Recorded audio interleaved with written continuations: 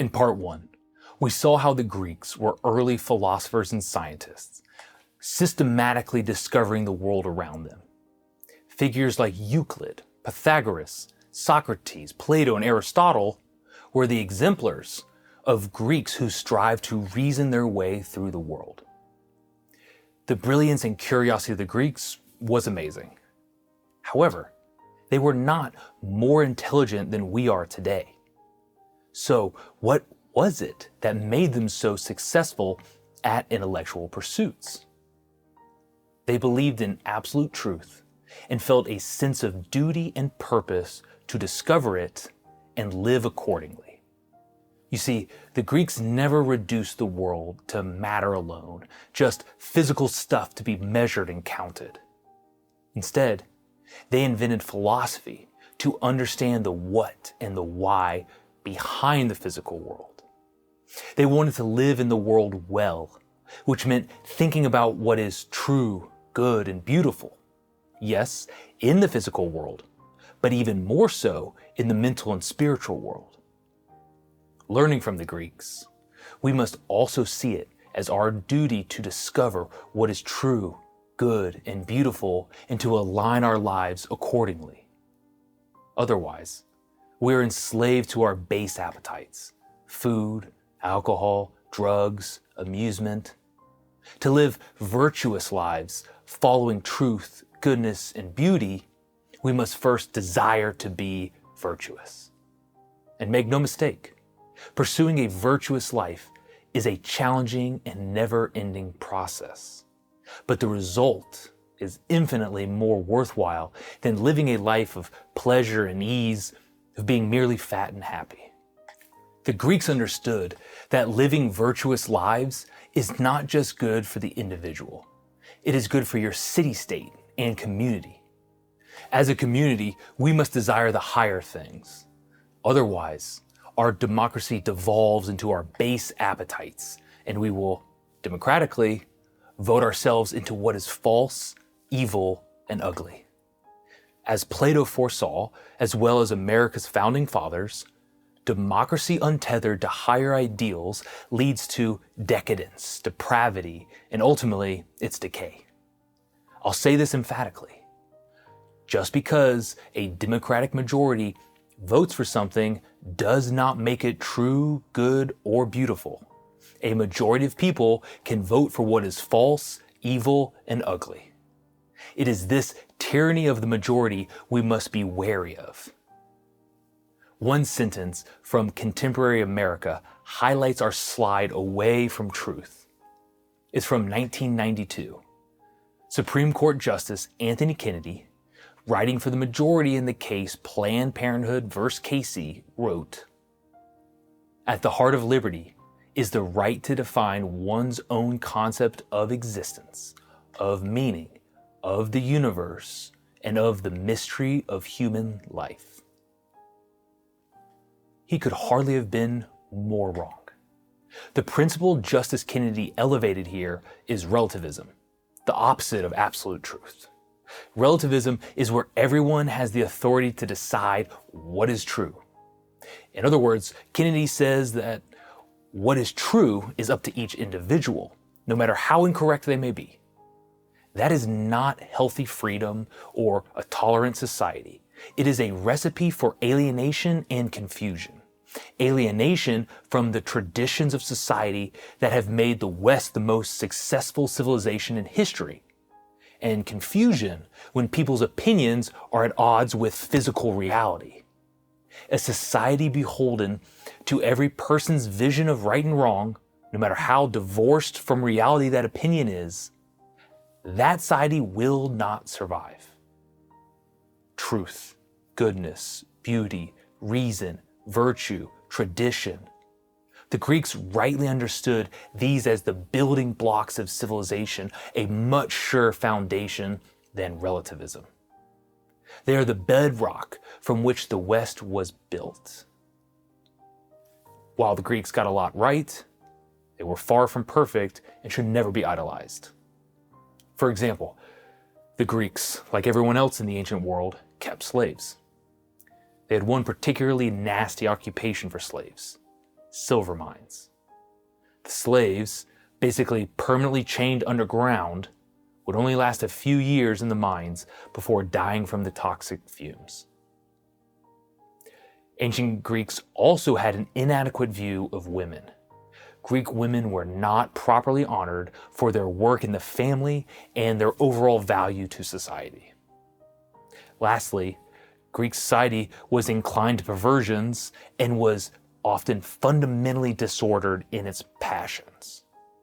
It was up to Christianity to show the Greeks, and as we will see, the Romans, what correct passions looked like.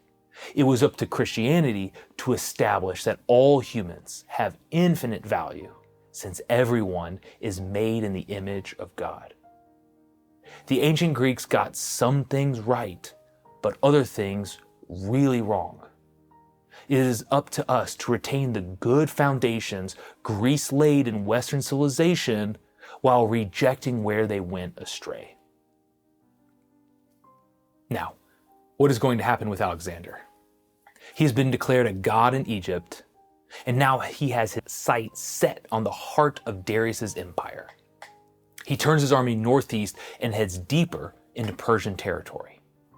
In battle after battle, Alexander continues to defeat Darius's Persian forces, his army typically outnumbered and facing Persian defensive positions. The Macedonian phalanx, with their 20-foot-long sarissas or spears, combined with Alexander's unique cavalry tactics, proved devastating to the Persian army. Darius has fled the battlefield multiple times, once fleeing so far that Alexander captures Darius's family, whom he had left behind. Alexander pushes deeper into Persian territory, chasing down a fleeing Darius. The Greeks easily capture Babylon, Susa, and Persepolis, the Persian capital. Darius's failures on the battlefield and his constant flight from Alexander have demoralized what remains of the Persian forces. He is diminished in the eyes of his soldiers and generals. Darius meets a humiliating end when his closest general stabs him and leaves him to die alone in the desert. Generously, Alexander provides Darius a royal funeral and buries him in the royal tomb. And now, Alexander is the ruler of all Persia. But he can't leave it there. Driven by some internal mission or obsession, Alexander pushes his men deeper into what is now Afghanistan, Pakistan, and northwestern India, defeating new kingdoms and expanding his empire beyond all imagination into far-off and exotic lands. But Alexander's troops have finally had enough. For the last decade, they have marched thousands of miles and fought many battles for their king. And now, they can go no further. They demand to return to their homes, their families, their country. Alexander relents and slowly makes his way back west. He sends some of his veterans home to Greece, but Alexander stays in Babylon to plan more military campaigns. It is now 323 BC, a dozen years into his reign. On May 29th of that year, Alexander throws a banquet for his army, celebrating the end of the India campaign and the coming campaign in the Arabian Peninsula. At the party, Alexander drinks copious amounts of wine and falls ill. Just 2 weeks later, the great general is dead at the age of 32. Interestingly, Alexander passed away at the palace of Nebuchadnezzar, the Babylonian king who destroyed Jerusalem 250 years prior and deported the Israelite population to Babylon. Follow me here, coming full circle. It is Nebuchadnezzar's Babylonian empire that destroys Jerusalem and sends the Israelites to Babylon. Cyrus the Great, the founder of the Persian Empire, defeats the Babylonians and returns the Israelites to Judea. And it is Cyrus's Persian Empire that Alexander has just defeated, only to die in the palace of the priorly defeated Babylonian king. History is pretty wild. The exact cause of Alexander's death is one of history's greatest mysteries. Many at the time believed he was poisoned, and some modern experts have put forth explanations of malaria, lung infection, and liver failure. His cause of death might remain a mystery forever. But in conquering a quarter of the world in a short 12 years, Alexander the Great never lost a battle, though typically fighting deep in enemy territory and outnumbered in troops. He believed himself something of a god, the second Achilles, graced with divinity and unbeatable on the battlefield. Because of Alexander's conquests, Greek culture and language were exported to North Africa, the Middle East, and Western Asia. The spread of Greek culture to foreign lands is called Hellenization. Hellenism, after Alexander, led to some of the most famous works of Greek art, such as the Dying Gaul and the Venus de Milo. And you've probably seen this place before. It's Petra, in the modern-day country of Jordan, east of Israel. Look at those buildings. Has it ever struck you that they are Greek architecture in the middle of a Near Eastern desert? That is the effect of Hellenization. Hellenization also led to Greek becoming the official language throughout the Eastern Mediterranean. A Greek version of the Old Testament, the Septuagint, was translated in Alexandria for Jews who could no longer understand the original Hebrew. The Greek Septuagint was the translation of scriptures that the first Christians used. And the dominance of the Greek language was why the New Testament was written down in Greek. Now, Alexander died without a legitimate heir. After his death, his empire was split between 4 of his top generals. However, his generals lacked whatever quality Alexander possessed that enabled him to unite such a massive empire and disparate peoples. Now, with 4 competing empires in Alexander the Great's shadow, how long could such instability really last? More specifically, how long until Rome starts its inexorable rise to supremacy? But before we close out Greece and turn our sights to Rome, let's look at one more connection between the Bible and the ancient world. As we've seen, the Bible references Nebuchadnezzar and Cyrus the Great. But does the Bible also reference Alexander the Great? Not directly. Malachi, the last book of the Old Testament, was written around 450 BC, 100 years before Alexander was born. The New Testament was written in the 1st century AD, over 300 years after Alexander's death. So Alexander's lifetime was between the writing of the Old and New Testaments. However, the Bible contains a prophetic reference to Alexander and his Greek empire. Do you recall that Cyrus the Great was the king who defeated the Babylonians and returned the Israelites to Jerusalem? Well, the prophet Daniel in the lion's den Daniel, lived when the Israelites were still in exile in Babylon, 250 years before Alexander. Daniel, an Israelite, was serving at the Babylonian court of Nebuchadnezzar. Yes, the same Nebuchadnezzar that was responsible for the Israelite exile in Babylon in the first place, and whose palace Alexander died in 250 years later. That is confusing, so here it is again. Nebuchadnezzar destroys Jerusalem and exiles the Israelites to Babylon, one of whom was the prophet Daniel. Then Cyrus the Great and the Persians defeat Babylon and return the Israelites to Jerusalem. 200 years later, Alexander defeats the Persians, only to die in Nebuchadnezzar's palace in Babylon, which, if you think about it, means it was probably the same palace that Daniel served in.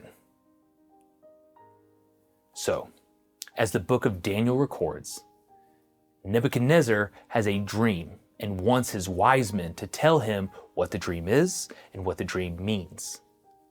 Nebuchadnezzar's wise men ask him what the dream was so they can interpret it.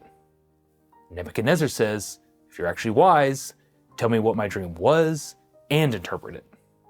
Well, no one can do this, except for Daniel, who gets prophetic insight from God.